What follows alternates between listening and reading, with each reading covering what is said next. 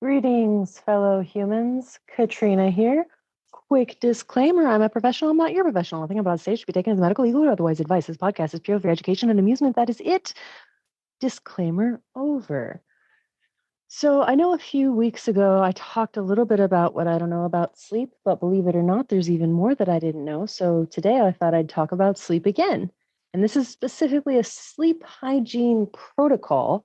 And if you want to guess what book it's out of, you'll probably guess right. This is the DBT Skills Training Handouts and Worksheets by Marcia M. Linehan.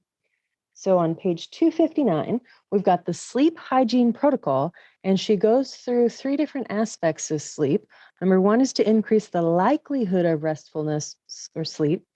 Number two is if you're calm but wide awake. And third is if you're anxious or ruminating. So let's dive right in. To increase the likelihood of sleep, we've got 6 different things you can do. Number one, develop and follow a consistent sleep schedule even on the weekends. Yeah, that one's hard. But go to bed and get up at the same time each day and avoid anything longer than a 10-minute nap during the day. And in the other episode, I think I actually said avoid naps altogether. Number two, do not use your bed in the daytime for things like watching TV, talking on the phone, or reading. Even reading in bed can tell your body, oh, it's time to be alert and awake. Number three is avoid, I see avoidance isn't always bad, avoid caffeine, nicotine, alcohol, heavy meals, and exercise late in the day before going to sleep. These are all things that take energy, wake us up. And so if we avoid those things, then we're more likely to have restful sleep. Number four, when prepared to sleep, turn off the light and keep the room quiet and the temperature comfortable and relatively cool. I sleep with my temperature anywhere from 68 or 69 degrees.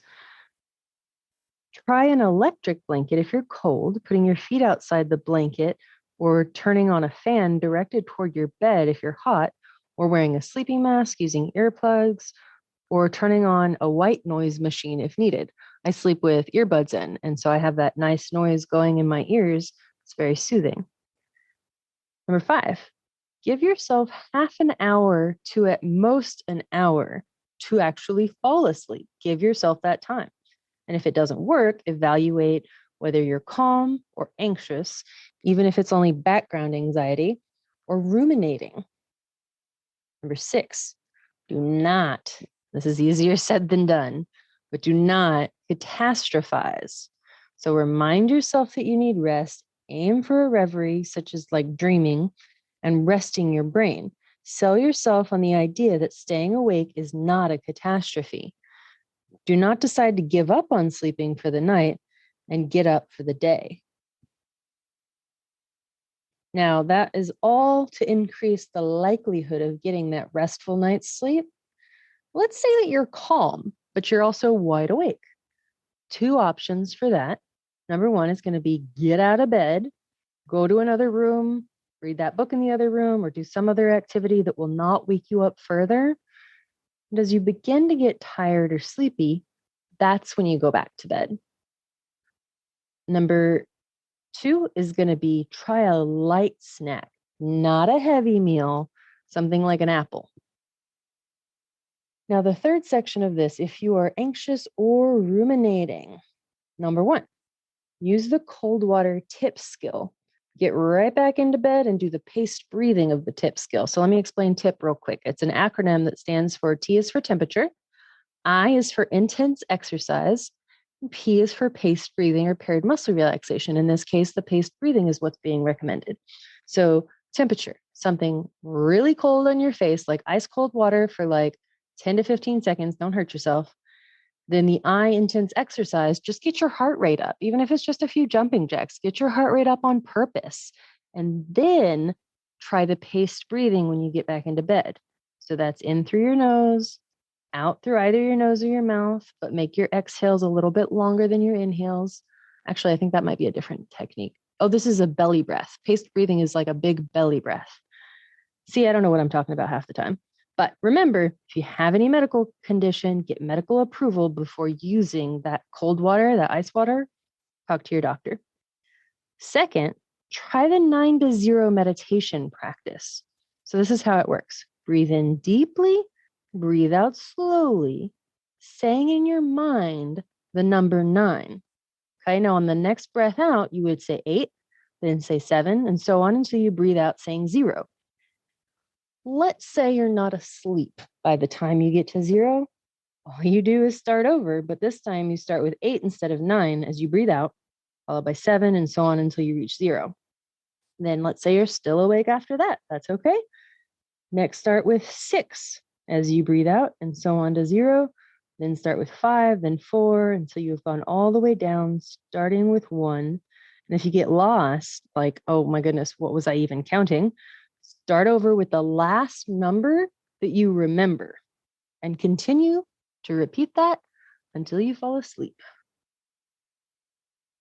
Third, focus on the bodily sensation of the rumination. So rumination is often an escape from difficult emotional sensations.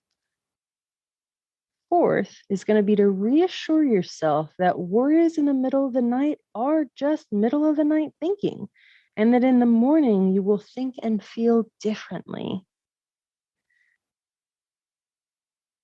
Next is read an emotionally engrossing novel for a few minutes until you feel somewhat tired, then stop reading, close your eyes, and this is the weird part.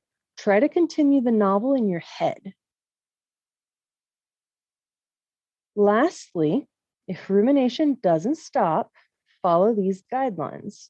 Quote, if it's solvable, solve it. If it's insolvable, go deep into the worry and all the way into the catastrophe, the very worst outcome that you can imagine. But wait for it. This is the part that people forget. And then imagine coping ahead with the catastrophe. So that coping ahead technique is where you imagine that catastrophe happening, but then imagine surviving through it. That's the key, surviving through it. And if nothing else works, with your eyes closed, listen to public radio. So BBC, NPR at a low volume, or you can put your headphones in. Public radio is a good choice for this because there is little fluctuation in voice tone or volume. So that's the sleep hygiene protocol that I got on page 259 of the DBT Skills and Handouts. I think I said that wrong. No, I did. CBT Skills Training Handouts and Worksheets by Marsha Linehan. And if you enjoyed this episode and want to support the show, go ahead and click the button on the website. And remember, I appreciate each and every one of you simply for existing.